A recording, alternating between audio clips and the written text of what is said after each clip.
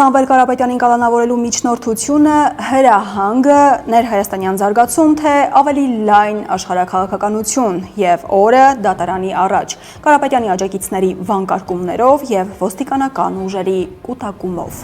Սամվել Կարապետյանին ձերբակալելուց մի քանի ժամ անց Փաշինյանը հայտարարեց հեծը պետականացնելու մասին, պաշտոնյան կարվեց Ազգային անվտանգության ծառայության տնօրենը։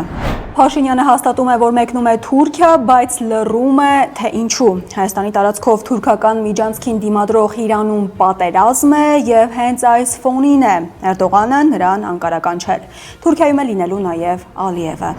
Ալիևի պահանջը հնչում է նորից ադրբեջանցիների վերադարձը Հայաստանի տարածք խաղաղության կարևորագույն նախապայման է։